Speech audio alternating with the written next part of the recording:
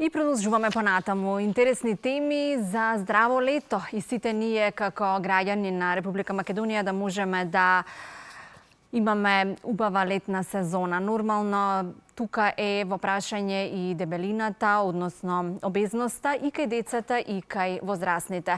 Статистички гледано важиме за малку по-гојазна, подебела нација и треба да најдеме некои начини, некои стратегии за тоа како да се храниме здраво и да живееме здраво. Токму затоа ќе ја поканам Ирена Спировска на линк, која што во моментов разговара со нутриционист Билјана Ристеска, да ни ги каже начините на кои што можеме да ја надминеме обезноста кај децата и возрастните. Добро утро, Ирена.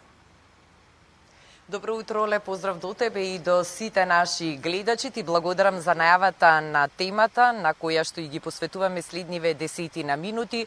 Обезноста кај децата и кај возрастните како се почест проблем. А летото е одличен период да се направи чекор кон намалување на килограмите и доведување во ред на линијата и на кондицијата. Зошто? Затоа што пред се во лето повеќе се движиме, имаме изобилие на овошје и на зеленчук, но еве да слушнеме што велат експертите на оваа тема. Моја денешна соговорничка е Билјана Ристеска од првата генерација дипломирани нутриционисти во нашата земја, инаку представник на Центарот специализиран за детски нутриционизам, њу нутриционизам. Билјана, добро утро.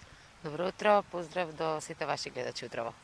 Еве, додека преку годината и децата се зафатени со училишните обврски, домашните задачи, за време на летниот распуст имаат повеќе слободно време, па да почнеме токму од насоките како да го искористат летниот распуст за малку подобро да научат и поздраво да се хранат, а се разбира и доколку имаат проблем со обезноста да стимнат некој килограм.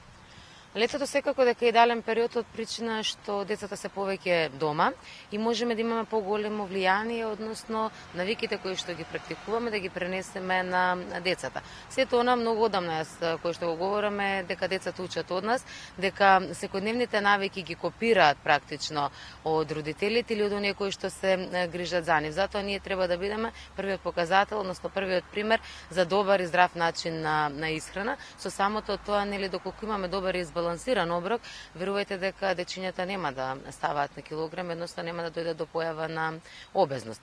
Иако самата обезност по дефиниција, нели, веќе во светски рамки представува јавен, нели, проблем кој што е директно поврзан со појава на одредени видови заболувања, посебно во раната детска фаза, каде што, нели, тие заболувања понатаму преминуваат во хронологија, односно стануваат хронични заболувања и сметам дека секој од нас треба индивидуално да настапи, односно да има пристап кон своето дете да не дојде до ваков проблем. Доколку веќе обезноста е појавена во текот на летниот период, па и не само во текот на летниот период, туку и во текот на целата година, треба да сме внимателни во пристапот и приодот кон детето, во зависност од неговата, нели, животна доба, односно од староста. Треба да се знае во рана детска фаза како се пристапи кон ова дете во поглед на начинот на исхрана, во пубертет како, во адолесценција како и, нели, кога е веќе млада личност. Кога говориме за млади, тоа е некаде до 25 години, понатаму, нели, веќе преминуваат во друга животна фаза. Најчесто родителите она што, нели, не го знаат и го занемаруваат е, нели, мало е, дебело е, па, нели, ќе порасне, ќе извиши, ќе намали телесната маса. Верувајте дека тоа е среќа на многу мал број на луѓе, односно на мал број дечиња. Оние кои што во текот на животот биле гојазни, но снимале поголема телесна маса, си ги носат тие килограми во текот на годините. Од причина што наследуваат, нели, од родителите кујната, наследуваат навиките и наследуваат начин, еден тип и начин на исхрана.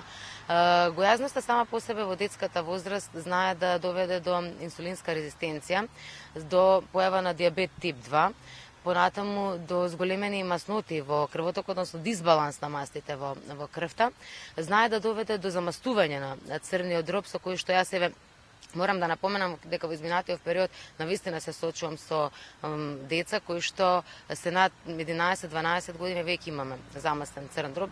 Можете да замислите каков квалитет на живот ќе донесе тоа во подоцнежните години. Покачен крвен притисок исто имаме кај дечиња. Да не говорам од психолошки аспект. Имаме појава на ниска самодоверба, имаме појава на анксиозност, на депресија и повлекување, односно социјална изолација. Можеби во таа фаза од животот, овие се поважни критериуми, побитни, на кои што треба да работиме сите ние, родителот, детето, нутриционистот и психологот во секој случај. Од каде треба да се почне? Еве, ако родителите веќе препознаат дека на детето му треба помош и поддршка во таа насока, како родители сите некако ни е тешко да му кажеме на детето не смееш тоа да јадеш, сите сакаме да им удоволиме на своите деца. Како да се направи тој прв чекор кој што впрочем веројатно и најтежок? Првиот чекор секако дека го имаат родителите, односно оние кои што поминуваат најголемо време со дечињата, знаат кој е пристапот за да имаме прием на информацијата кај децата. Понатаму следува консултација со стручно лице од областа. Сега доколку треба гледате дека има потреба само нутриционист, и нутриционистите некојаш делуваме како психолози, затоа што мораме таква секојдневната работа. Доколку има понатаму детекција дека навистина треба да се разговара со психолог, секако дека и ние како стручни лица посочуваме до родителот дека треба да има, тоа е една алка која што мора да биде исполнета за да имаме успех во работата што ја работиме, па во некој случај можеби и почесто во последно време се вклучува и ендокринолог во зависност од потребата на дечињата, заради тоа што секоја гојазност сама по себе, пак ќе напоменам, представува ризик фактор по здравјето на децата и како што напоменавте вие, ги сожалуваме во наводници децата, многу тешко знаеме да кажеме за нешто не. Имав јас пред некој ден случај кај мене на работа во ординација, мајка вели ми е жал, многу дете ослабнало, правиме контрола, вели леле многу ми е жал, знаете, ама тој сега ништо не јаде. Велам Господјо, дај Боже за ова да го жалите вашето дете. Не дај Боже да го жалите доколку дојде одреден вид на заболување во подоснежните години. Многу често знаат луѓето, односно родителите, да кажат генетски е тоа. Никако. Генетската предиспозиција секако дека е фактор за појава на гојазност, меѓутоа тука има многу повлијателни фактори. Зошто? Заради тоа што ова се деца на модерната ера, на модерната генерација, кои што многу време поминуваат пред екрани.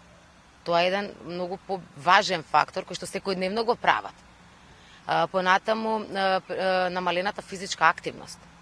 Нередовниот внес на оброци, нередовен, па туку и неквалитетен оброк кој што ќе го внесат тие деца. И се знаете, многу е полесно сон. Значи овие деца денешто мене ми се чини дека сонот е многу намален и не е квалитетен. Зашто? Заради тоа што до цела ноќ во текот на летниот период се пред некој екран, дали е тоа лаптоп, дали е телефон, дали видеоигри, дали филмови, и наутро вие не можете да очекувате продукција од тоа дете. И многу полесно, или изговор, бараме, во генетската предиспозиција влегува, меѓутоа последна ќе напоменам, иако генот, верувајте, доколку ги смените дневните навики и рутини, ја менувате и вашата генетска предиспозиција. Не мора да дигнеме раце, мајка ми беше дебела, па јас морам. Односно, го наследив генот од неа, ние го наследуваме, меѓутоа, ако ви ги смените рутините што ги имала вашата мајка, верувајте дека воопшто нема да бидете гојазни. Колку бабите и дедовците помагаат или одмагаат во тој процес? Познавајќи го менталитетот на нашиот народ, а вие работите со оваа тематика долги години, децени и сигурно имате многу интересни искуства и на оваа тема. Знаете како, во зависност пак ќе напоменам од едукацијата на бабите и дедовците. Има баби и дедовци кои што се навистина ригорозни, строги во поглед на тоа што сме се договориле да го прават дечињето, односно ако родителот препорачал денес дека за појадок имаме, таков тип на храна, не отстапуваат од истото и не даваат сладка храна како награда на дечињата. Меѓутоа, од друга страна пак имаме и баби и дедовци кои што потајно, скришум од родителите, даваат храна на дечињата, баш од таа причина што ги жалат.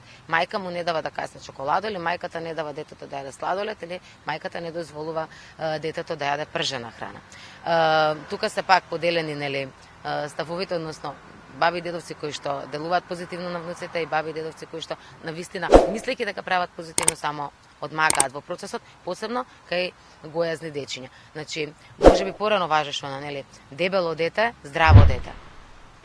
Во овој момент и сега, значи, сите научни истражувања, Светска здравствена организација не стои позади тоа. Обезно дете, односно гојазно дете, е ризик фактор, односно потенцијално болно дете во иднина.